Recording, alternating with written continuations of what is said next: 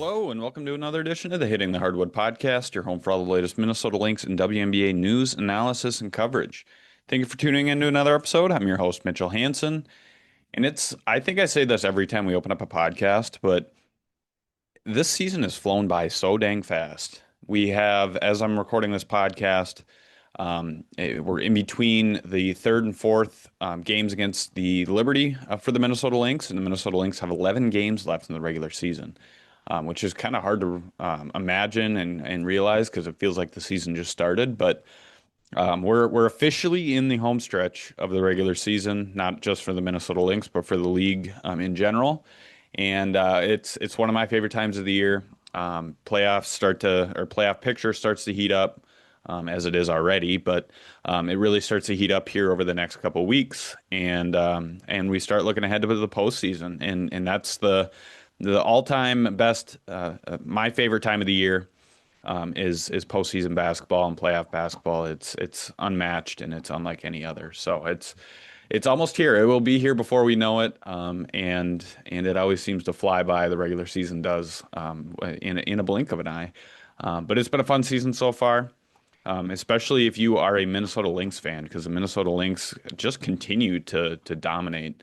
They only seem to be getting stronger as the year goes along, and they will get stronger once Napheesa Collier comes back from her ankle injury that she is currently close to returning from.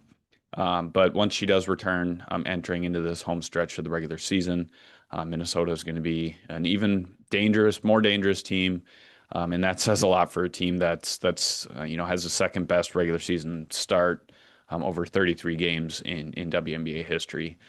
So it's going to be a very interesting, maybe not for the Minnesota Lynx, but for kind of the rest of the WNBA and the different seeding that will be taking place, or kind of the shifting of seeds that will be taking place over these last dozen games or whatever it may be for the rest of the teams in the league. But that's the thing everybody will have their eyes on here over the final stretch of the regular season. But speaking of the Lynx, I kind of mentioned it a little bit ago. In between the third and fourth game against the Liberty. The fourth and final regular season game between the Lynx and Liberty will be August 19th. And it's been basically all Minnesota so far. They've all been very back and forth games. They've been very close games, but Minnesota has stepped up when it's mattered most, and stepped up late. And that's been the key differentiator. It's been kind of unfortunate that the matchups have been without Breanna Stewart and, for the most part, Napheesa Collier, two obviously star players for each team. But I mean, injuries happen. They take place for every team, and that's just kind of how the cards have been dealt for both teams. But talking Lynx and Liberty, I'm very, very excited to be joined once again. He's been on this podcast once before. I believe I think it's just been once or one other time. But a guy that I've gotten to know better over the years, a guy who I work with at Winsidr, and somebody who does just a phenomenal job, not only covering the New York Liberty, but the WNBA in general. He's a great advocate for the game, does a great job of promoting the game. And he's just an overall good dude. And that is my buddy Myles Ehrlich. And him and I will break in, or kind of break down and kind of dive into the Lynx and Liberty matchups. We'll talk a little bit about what's different from last year. And I know that's kind of a sore subject for a lot of Lynx fans, and maybe a happy subject for Liberty fans who may be listening. But Myles is awesome. Myles, I love talking basketball with Myles. But we'll talk Lynx Liberty, and we will also talk the rest of the WNBA now that we're getting there in the regular season and inching close to the postseason. But before we jump into that, I want to just mention our Patreon page. If you could go check out our Patreon page, patreon.com/hitting the hardwood. That's where you'll get exclusive content and news. You'll get all of the written work of myself, Terry Horseman, and Andrew Dukowitz, as well as early access to podcasts. You'll get newsletters, et cetera, et cetera. But just for a small amount each month, you support the work of all of us at Hitting the Hardwood, myself, Terry, and Andrew, as I mentioned.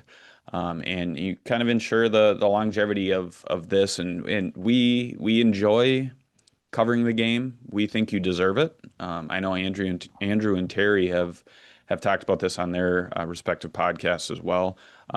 You guys deserve this.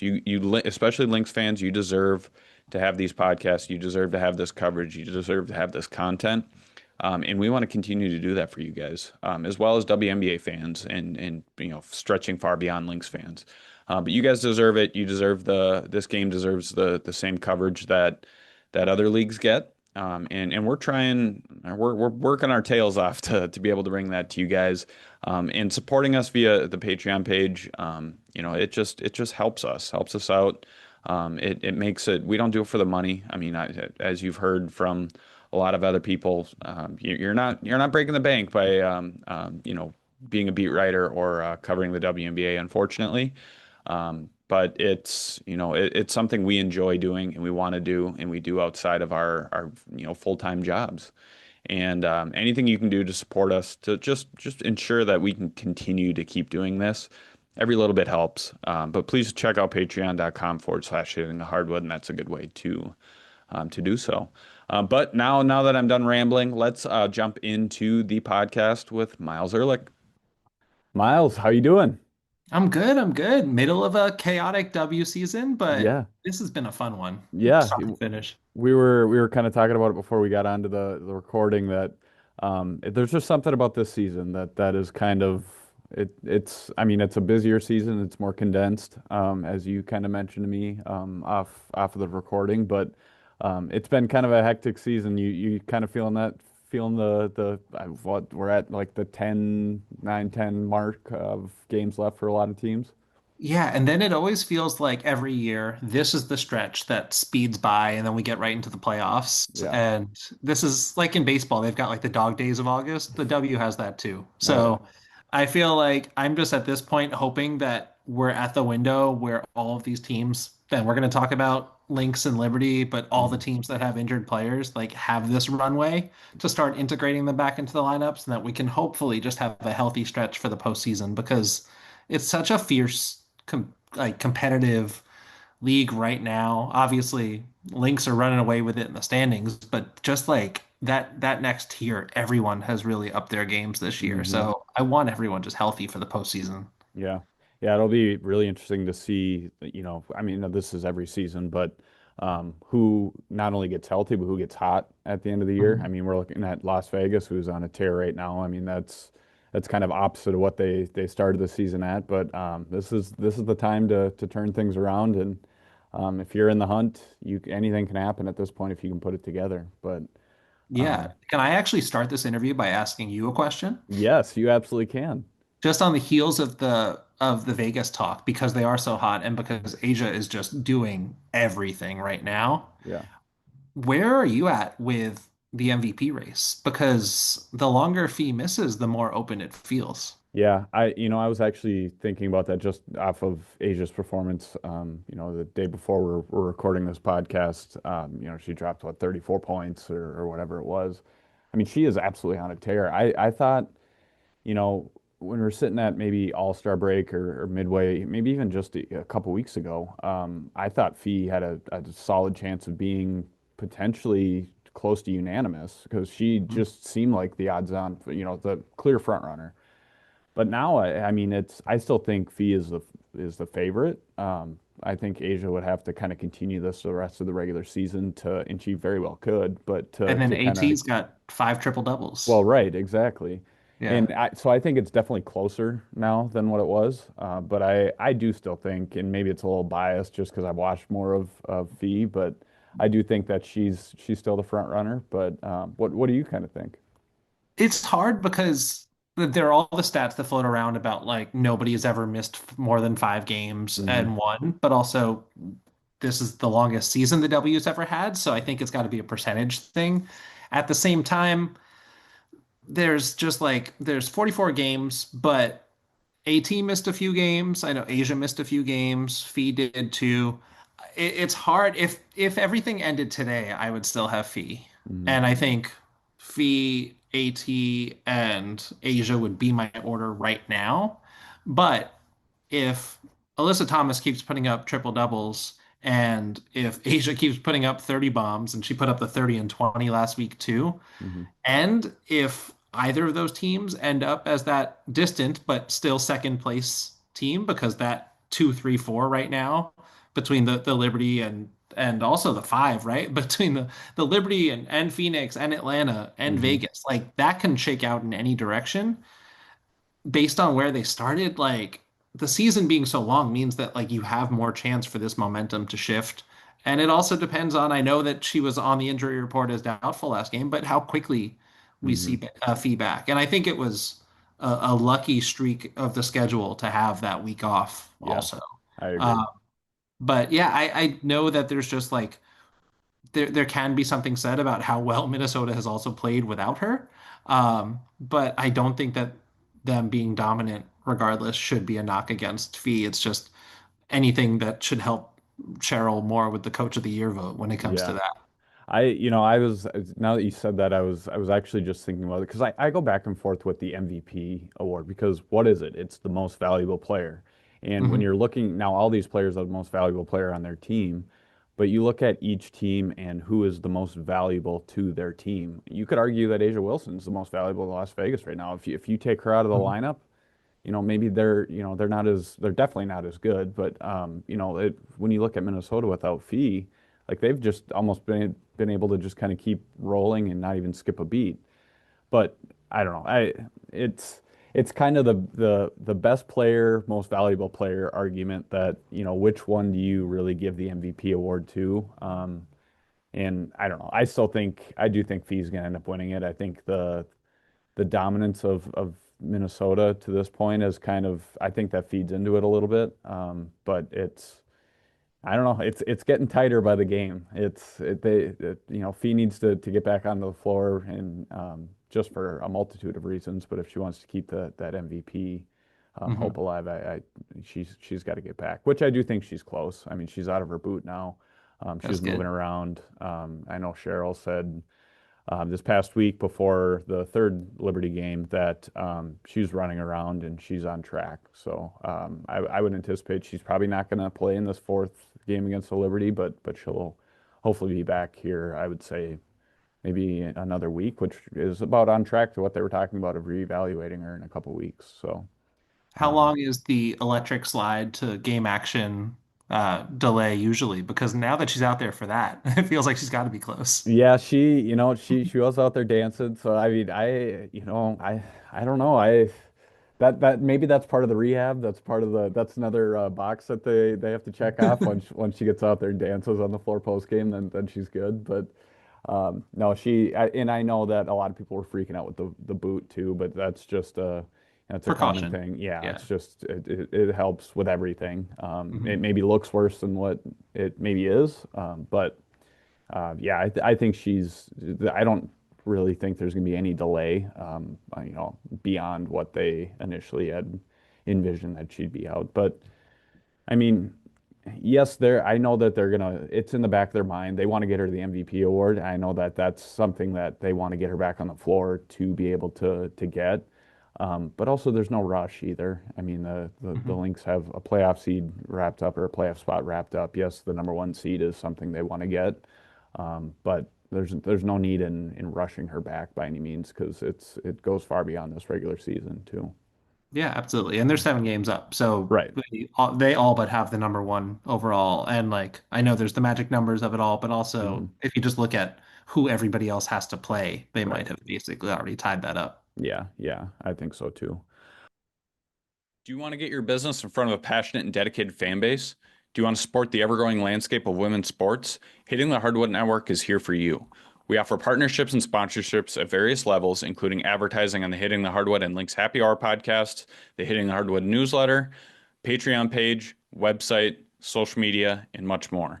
If you want to partner or sponsor Hitting the Hardwood, please reach out to us at hittingthehardwood@gmail.com and let's chat about how we can work together to support the ever-growing landscape of women's sports and help the game grow. I want to give a shout out to our current partners here at Hitting the Hardwood and those who help make Hitting the Hardwood happen.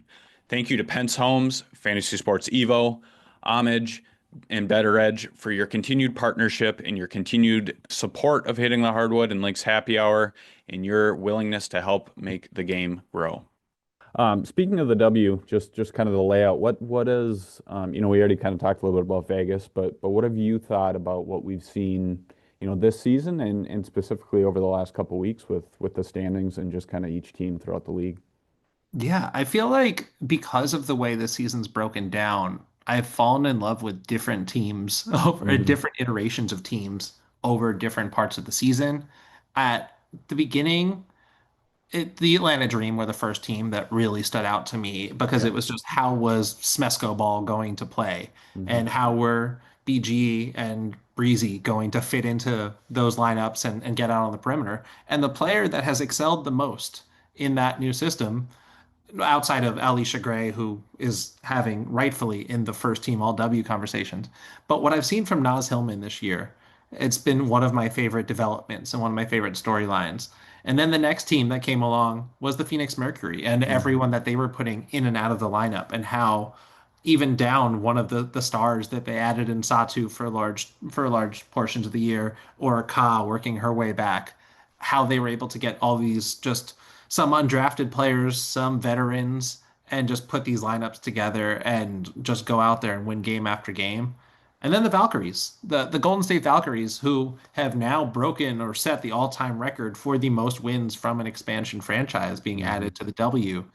And the fact that they're over 500, and it's not just that like the first couple of games, it was like this is fun. They're competing and they're playing hard, but they really turn that into just that is the whole identity. And I've talked to a bunch of those players about just like what it meant to them to be chosen in that expansion draft. Like these were all players that there were mostly role players in the teams they'd been on previously, and the amount of faith that was put into them was really something that they were all able to bond with from day one.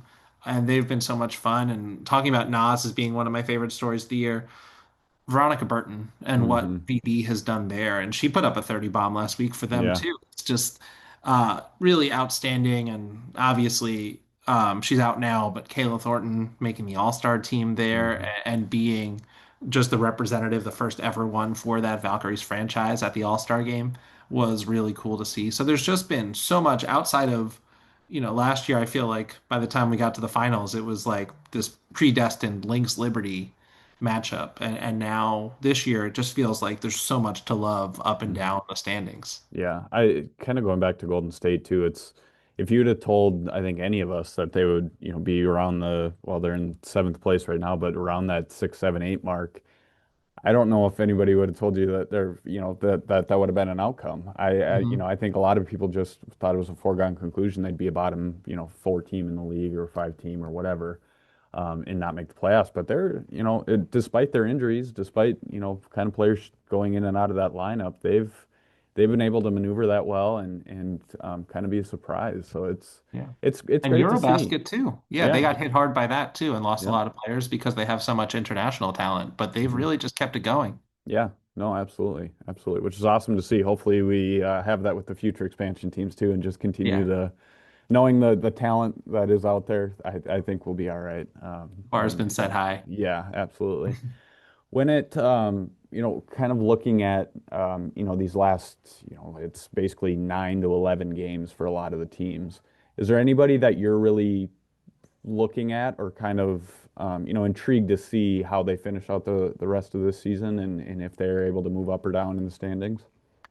It's kind of tough because it feels like the easy answer, but so many of these are the teams that are dealing with injuries right now. Hmm. And the two in particular is New York, obviously with Brianna Stewart hopefully coming back, and they're kind of in that zone for trying to be in that two spot, but also Indiana and Caitlin Clark because it feels like it's been a very long time since we've seen her on the court, and it's she went out with that re-injury or that secondary muscle injury right before the All-Star game, which was honestly devastating because Yeah. she just wanted so much to represent for her city, and it's been this prolonged thing, and those muscle injuries are slow to heal and they're easy to re-aggravate. Hmm. Um, but Indiana has been playing some just like really hard-nosed basketball, really gritty efforts. Other players, Aaliyah Boston's having a great season. Kelsey Mitchell's going to be in the All W convo. Natasha Howard has really found her own too. Hmm. But then they brought in Ari McDonald, who was great and is now out with a season-long injury. Same thing, Sydney Colson came in with them this season, and now Sid went down the same day as Ari. So they had changed their identity a bit without Caitlin, and it's a different team. And that's not to say I don't think that is to say they're a better team without her because she is just this unique talent. But they changed their identity, and Hmm. they're going to need some time once Caitlin is reintegrated into that lineup to find the pace that they want to play with and to reshuffle the touches. Um, and I still think that they're a really dynamic team, but they're running out of time to get her back there and get her up to speed and to build her up to be able to take on the load that they're going to need for her from her to be their best version of what this 2025 Fever team can be. So I would say the Liberty, which I know we'll talk about more, but also just this Fever team. Hmm. Yeah, What I about agree. you? I would say, outside of them, I do agree with you, but I mean, we talked about Vegas of how they've kind of, I don't want to say turned things around, but they've picked up Hmm. steam. Yeah. But they look very very tough right now. And then Hmm. the other team kind of on the other side of things is Seattle. Yeah. That's been a team that has kind of surprised me in not a great way, as far as what their struggles have been recently.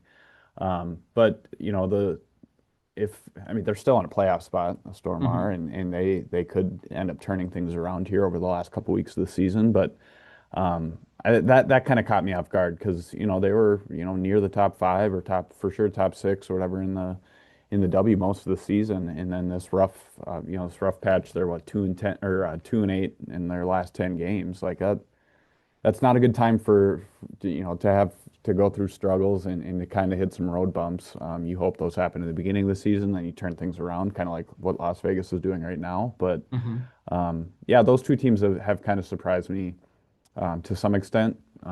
But it's as we always see, it never fails every season. You get that basically 4 or 5 seed to 8 and 9, like all those teams in between there. It's either It'll a be clustered. game, yeah, Yeah. it's a game difference, and they fight till the last game of the regular season, which is it makes it fun, and that's how it should be. But Yeah, and they're also just like there's obviously tons of history and examples pointing to this, but like when you do get those players back into the lineup, you are often better than you were before they went down because hmm, of everybody stepping into larger roles yeah, and being more comfortable in what they're being asked to do. And I think we're seeing that right now with Atlanta hmm, when they lost Ryan for a stretch. And then they came back and they are just firing on all cylinders right now. And they're just really hot and looking really comfortable. And now just have more options hmm, right now for dynamic scorers, for perimeter defense. And I know Jordan Canada's down, but she'll be back. They said, I think they thought they said she'd be reevaluated within 2 weeks or back within a couple of weeks, but it didn't sound like it was something that was going to keep her out the rest of the season. So again, another team that we just want healthy by the time the playoffs roll around. hmm, yeah. Now that or we kind of mentioned it a little bit earlier, but the two teams everybody thought were, and kind of still do think are going to be there in the end, Minnesota and New York. We've seen kind of I don't want to say it's disappointing because the game's been great, but it's been unfortunate, let's just say that, to see these two teams battle without the two big stars, that being Brianna Mhm. Stewart for New York and Napheesa Collier for Minnesota. Fee was in the first game against Minnesota and New York, and then went down after that. But it's still been a good 3 games. It's been as we've seen the last 10 matchups, even going back to the playoffs of these two teams just battling it out until the end. It's been back and forth in every single game. Um, what have you thought on on both teams, but B the matchups between both teams as well? Yeah. Well, first thing is the scheduling thing. I hope this is a lesson learned Hmm. from the WNBA going forward, because if you had just spaced out these 4 games, one in May, June, July, August, Right. then you would have guaranteed having a healthy matchup at some Hmm. point. And I think that like for the top two teams in the league, that in terms of expectations and in terms of the finals rematch, you should always be trying to generate as much excitement as possible. And Right. these, even if both teams were healthy right now, the back-to-back series doesn't do that as much as the one-offs do. So Yeah. I hope that the league is understanding why this is somewhat of a letdown. But in terms of the matchups themselves, I have to say that in watching, it was hard to know where these teams stood Hmm. until we get to see them against one another. And I was very impressed by Minnesota throughout the year, but I was always just a little hesitant to to say that they had jumped New York, not just in the standings, but in terms of who should be the favorite right now until we were able to see them head to head. Right. And health withstanding, notwithstanding, because like we know that there's only so much that can be done from that aspect. But in terms of early in the year, I didn't think that the cohesion was on the same level as it was last season. But Hmm. I think it's grown to that point in terms of the defensive rotations and the chemistry and the communication. Early in the season, it felt like the offense had taken a leap, but the defense had maybe taken a step back. Hmm. But now I think that defensively, they're right where they were last season. And offensively, they're getting some of that benefit of learning how to play without fee and having other players step up. And it's been incredibly impressive. Hmm. New York, on the other hand, has struggled when players have left the lineup. And that that goes to show that, yes, having three top 10 players currently in the W is important when you Hmm. have John Jonquel Jones and Brianna Stewart and Sabrina Ionescu, that just two of the three of them in the lineup doesn't mean that you can just get by and dominate the league. So there's a lot to be learned from the Liberty side as well, and how difficult it is to integrate new players midway through. Stephanie Talbot came in, but then also obviously Emma Mieseman, and Hmm. some of the struggles that they've had even despite bringing Emma back,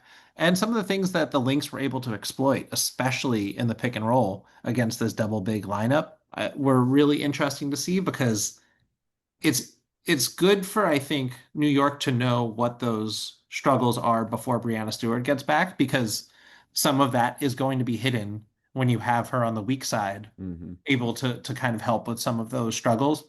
Um, but it's been an interesting. I kind of have enjoyed the chaos of this season. It's easier from a coverage perspective when the team is going out there and just winning every day. And we saw Hmm. that when the Liberty started 9-0. Right. Um, but and it's obviously it's a lot more fun to go to a press conference when people are not upset to see you there. Um, but in terms of just the storylines in the W, it's been just fascinating to watch this team go through so much adversity in a way that they still have that interior confidence that they know most of this group was here last year and that they were able to do this together. So it's good to see that it's not at all like a splintered locker room. It's the faith is still there and the belief is still there Hmm. in each other, in the coaches, in the system. Um, but despite that, dealing with a lot of injury adversity. Yeah, I do think, kind of going back to your point earlier, you were talking about injuries. I think the thing that helps these two teams is you're getting all of this experience without your best player.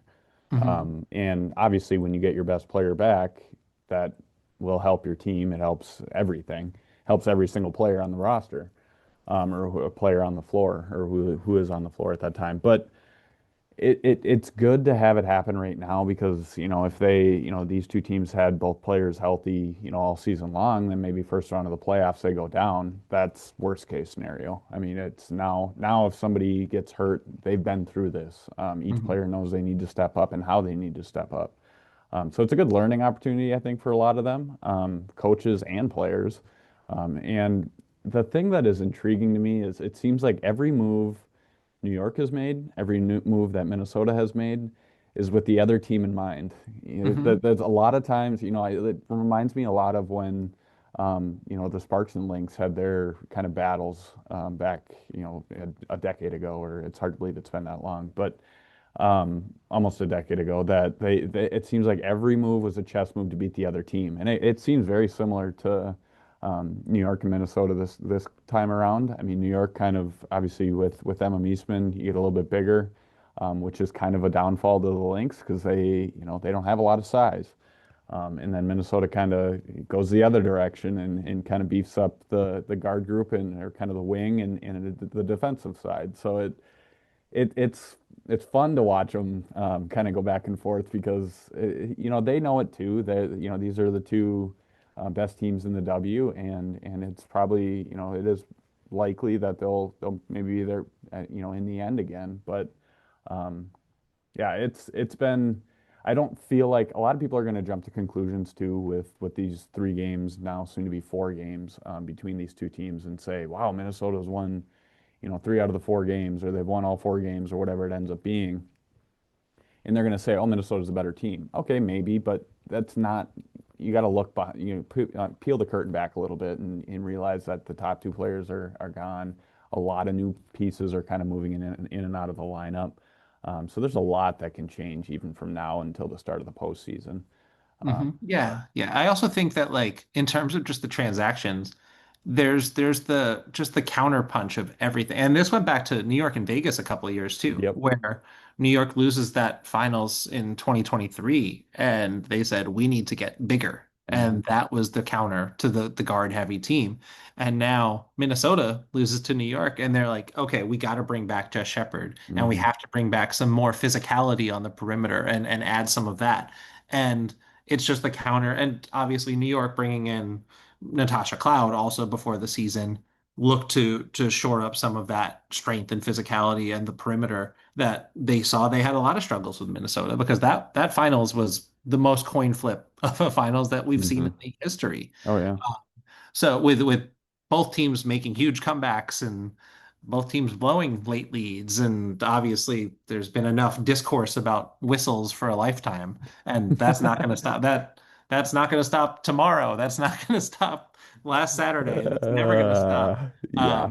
But I think that like Let's just say that Lynx, well, this is not a knock on Lynx fans because whatever, but Lynx fans still talk about the 2016 WNBA Finals when Neko Gumake hit that last yeah, second shot against the Lynx at Target Center in Game 5. So this will not go away for probably the next 10 years. I So, know that one uh, was also allegedly stolen. So, yes, yes, so yeah. I mean, it's this is just sports fandom, and that's it nothing. is. Nothing is unique to the Lynx fans, and they should feel a type of way because they should be passionate and they should care so much. And Right. same could be said for every fan base, but that's just me saving my DMs mostly. I do think though that there is a lot to be learned from these matchups in the regular season. Hmm. And some of my biggest takeaways really are just first of all, it's great to see Courtney kind of get her confidence back a little bit in this series because she struggled game 5 last year and then struggled a lot in the first matchup between these two teams as well, at least shooting the ball. Hmm. So to see her come out in that third matchup and have 26 points, a season high, and really punish the Liberty on going under her and just getting to her spots so frequently is such a great thing for her individually because there were that in that first game she was taken out for Napheesa and it might have happened for stretches in the second too, but down the stretch. And I know that Cheryl has the luxury of having a couple of pink-haired buckets that she can go to. Uh, but it's great just as a huge fan of everything that Courtney is about to see her step up in that role, especially in Fee's absence, but also K-Mac. Yeah. K-Mac took it incredibly personally at the end of last season. Hmm. Um, Game 3 might have been the most upset I've ever seen her Yeah. because she shut down Sabrina for a majority of that game, and then Sab gets free on that crossover and hits that iconic shot, right? Hmm. Probably now that they went on to win the title, the most important shot in Liberty franchise history. And then it gets forgotten that like that was a huge comeback because Stewie just took over that game in the third quarter. Right. But K-Mac was so good on Sab in that series and has been again in this regular season, while also just being one of the smoothest offensive players in the WNBA.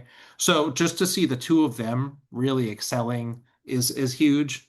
But on the Liberty side, I think the biggest takeaways for me have been outside of some of the struggles. They still need to go, I think, more to the mismatches when they get Leonie Fibish able to post up down low because she's going to be out there against a guard. And there were some times where she had Courtney on the block and they were just not finding her. Hmm. And Leo can really be dominant in that way. And it's Minnesota's not a team that they should struggle rebounding against. The turnovers are going to be an issue, and there are a lot of unforced turnovers, but there's just so much of this system that allows, and so much of the Liberty's roster flexibility in terms of athleticism and size that allows them to be such a switchable team. But they get caught a lot in those mismatches, not boxing out or just Hmm. ball watching, and then people are flying in from the perimeter to chase down misses. So there's a lot of stuff that's like correctable, effort driven, but that stuff that they know that they really need to clean up.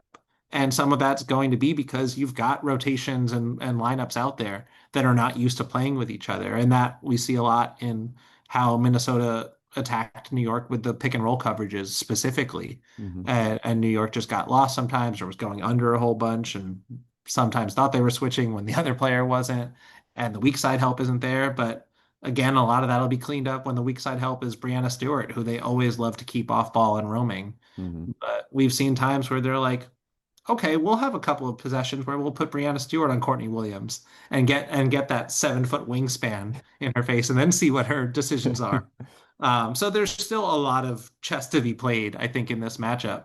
But there's just been great stuff on both sides, even without these teams at full strength. Yeah, absolutely. When the teams are back at full strength, once we get into the postseason, do you agree that, or do you think that it'll end up being these two teams again in the finals in the finals rematch of last year? If there is enough of an on-ramp, I think, to Hmm. get those reps, Minnesota, I've got, almost, I can almost write that in pen. I think Hmm. that they've been start to finish so dominant, and that's not to take away from any other team. I think for the Liberty, the big thing is for them not to fall to that 4-5 matchup Yeah. because it's so close right there. That's just such a tight cluster of teams right now. And it also, I think, benefits New York the longer into the playoffs before they see Minnesota because of just some of the size and the front court depth that New York has. I think they might be built for the 7 game series Hmm. in a way that a lot of these other teams aren't. So if I had to say, if the playoffs are starting today, I think Minnesota's a lock. I don't think New York is, but if they can get Brianna Stewart back in and up to speed, then I still have these two teams as being the two to face off at the end. Hmm. Yeah, I mean, obviously Stewie is one of the best players in the league. Getting her back and Yeah, it that helps. that goes, yeah, that helps just a little bit. It will, I mean, it helps. Like I said about, Fee, it helps every single player on the Mhm. court, and your best player makes other players even better. So Yeah. it's just, yeah, to your point, if they can get enough of a window in there you don't want her obviously back in 2 games. You got the playoffs that are starting. Like you want to get her back and just kind of get her up to speed a little bit if possible. I mean, that's obviously you're at the mercy of the rehab and the recovery. But um, yeah, it'll be definitely interesting to watch that and seeing how the regular season unfolds because it's Yeah. here already. I can't believe it's already here, but And it'll. just to that point, last week Brianna Stewart said that her goal was to be back before her birthday on August 27th, which Okay. would give her a couple of weeks. Yeah. And at Liberty practice today, she was a full participant. And they were mostly doing walkthroughs. It wasn't any scrimmages because they are coming back from a 3-4, and this is the Hmm. first practice they've had in a while. But it was still good to see her on the court running with the second Yeah. team, but without restriction. And I asked Sandy Brondello after practice if that August before August 27th is a realistic timeline. And she said, yeah, that's what we're shooting for. So Okay. Well, good. that would give her a couple of weeks before the playoffs. Yeah. No, that'd be huge. Definitely a. I mean, that gives you at that point probably what, like 7, 8 games probably that Something like she'd that. be able Yeah. to get back into the swing of things. And yeah, that'd be big. That's a big development to watch for. That'll Hmm. make a big difference and throw a wrench into things again. But too bad we don't get another Lynx Liberty game Yeah. So after they'll have to August meet in the 19th. finals. Yeah, I guess darn. Hopefully we'll see you back in Minneapolis here for or what in October sometime like last Yeah, year. for 3 games this time. Yeah, Or absolutely. 4. Yeah, Actually, or 4. yeah, Yeah. that's true. That would be true. That's true. But hopefully it doesn't, get too crazy like last year. It was a phenomenal series, don't get me wrong, but But the whiplash. let's make sure there's no controversy involved in anything. Let's just make it That's my a one cool. thing though, is like I wish, regardless of who won, I wish that game 5 could have been flipped with any of the other Yeah. games outside of like game 2 in that series, which Yep. was a blowout. But like 1, 3, and 4 were all like all timers. And I Yeah. think five was just like the most grueling back and forth. Yep. Like both of these teams were exhausted and just Hmm. leaving it all out there. But like I hate that a call or a non-call is what people are remembering Yeah. from that phenomenal series and those two like perfectly evenly matched teams. And like it's just such a bummer because it could have been there could have been I'm saying this knowing that if 4 and 5 were flipped, there would have been free throw discourse in the other direction. So Yeah. like there's going to be some element of that, but like we had what 18-point leads blown in Hmm. games 1 and 3 with either team like winning, having a miraculous comeback, and like Yeah. that is how that series should be remembered. And Yeah. I'm just on a soapbox here, being like, stop nitpicking the bad stuff when there was just It so was much a phenomenal greatness. series. Yeah, Yeah. Well, let's make it another year of that, and then hopefully it'll lessen the pain of what, or I don't know, lessen or the add to it. controversy, or add to it. Yeah, or add to it.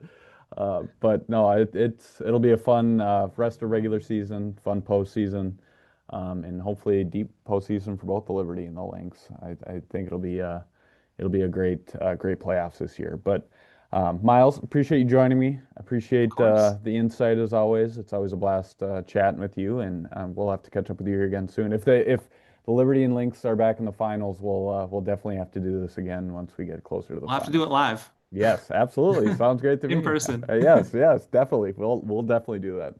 But Thanks all so right, much, Mitchell. yep. Thank you. Take care. You too. Thank you once again to Myles for joining the podcast. As I mentioned before the recording, Myles is awesome. Myles is he's such a great guy, and he does such a great job. He's so knowledgeable, and he's just a joy to talk to. But if you are looking for another person to follow on social medias, if you're not already, you need to be going and following Myles, because he's so thorough. He does a great job of covering the Liberty, as well as the rest of the WNBA. So go check him out. Read his work at winsidr.com, and you can find him just about anywhere. So Myles is great, and I appreciate it, Myles. I also want to give a shout out to my partners, Terry Horseman and Andrew Dukowitz. They're it's been awesome to have those two on the Hitting the Hardwood team.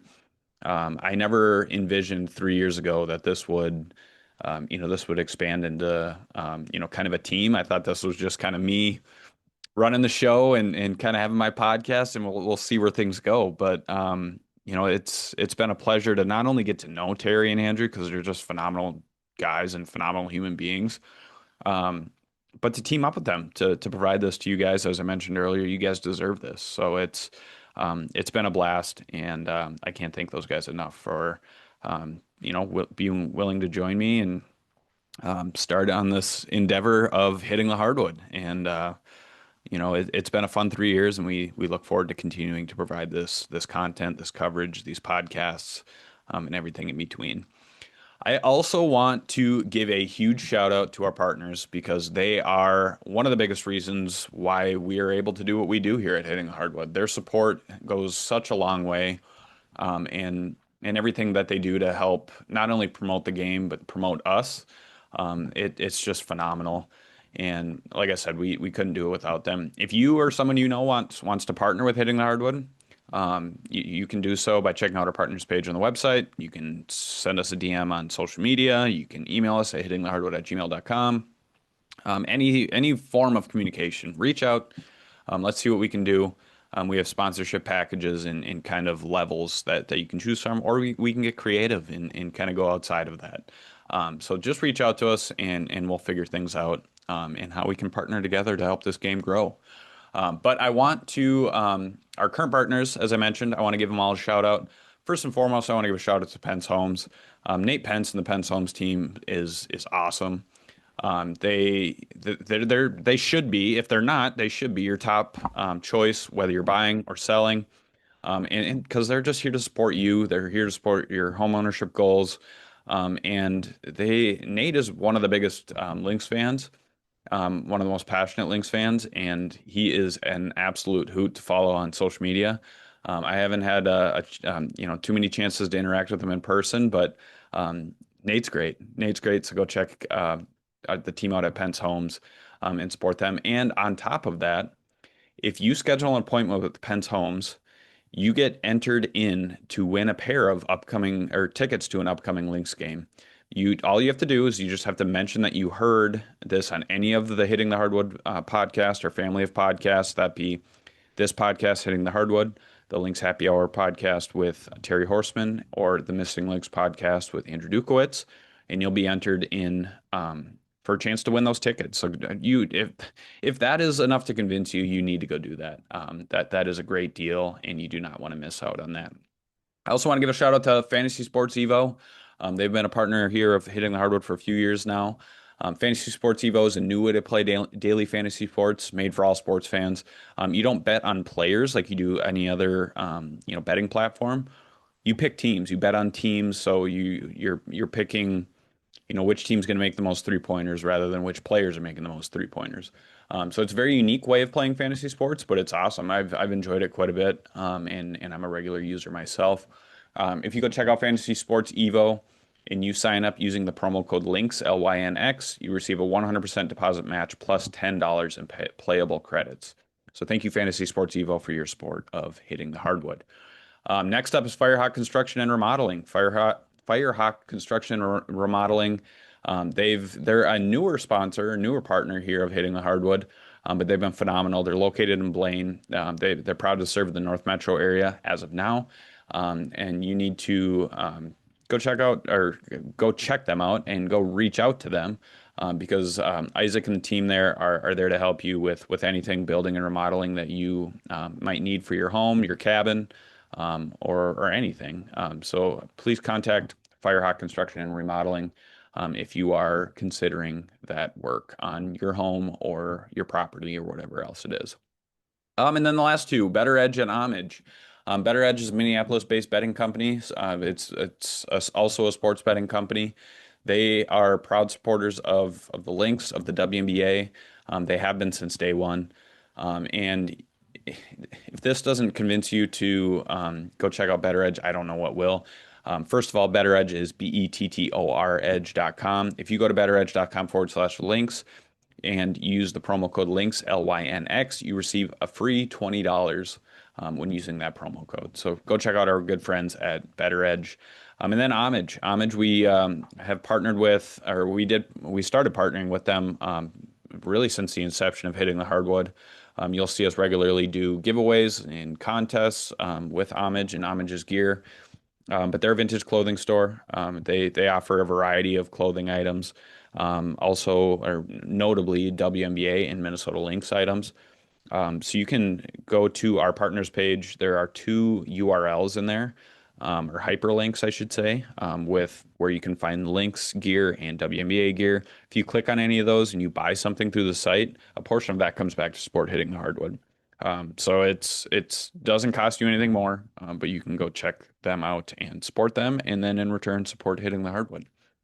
But with that said, I have rambled long enough about everything that is behind the scenes and business related. I want to end things up by first and foremost saying thank you for listening. Thank you for following along. Thank you for being there and supporting us in doing something that we truly do enjoy. It's been, like I said earlier, it's been more than I ever could have hoped for. And I just really enjoy doing this. I enjoy providing this content because I think you guys deserve it. And that's something I want to continue to do for years to come. And it's been an absolute blast. It's been an absolute blast to cover the best team in the WNBA in the Minnesota Lynx. and it's been just a joy. The last 10 years have been awesome. So I look forward to continuing it, and I look forward to continuing to enjoy the rest of this regular season because it's winding down here, and we gotta enjoy the games while they're here. But because before we know it, the postseason will be middle of the postseason, or we'll be nearing the end of the postseason. And then we'll be missing WNBA basketball. So enjoy the games while they're happening right now. Enjoy these last few weeks of the regular season. And let's get ready for some playoff basketball, shall we? I'm excited for what we could see this postseason, notably from the Lynx. See how deep they are able to run if they can go into the finals again this year and kind of get over the hump that they weren't last year. So. We'll see what happens. We'll enjoy the rest of these games. I will be continuing to have podcasts here if all goes well. I'm really looking forward to announcing the next guest I will have on the podcast. I think you guys will absolutely love that. But I'm working out some details there, and I'll share that here in the coming days and weeks. So with that said, thank you for listening. Thank you for tuning in. Please like, share, subscribe, rate, everything in between. The Hitting the Hardwood podcast and all of our other podcasts as part of the Hitting the Hardwood network. And let's keep this thing rolling. So thank you for listening. We'll talk to you guys next time.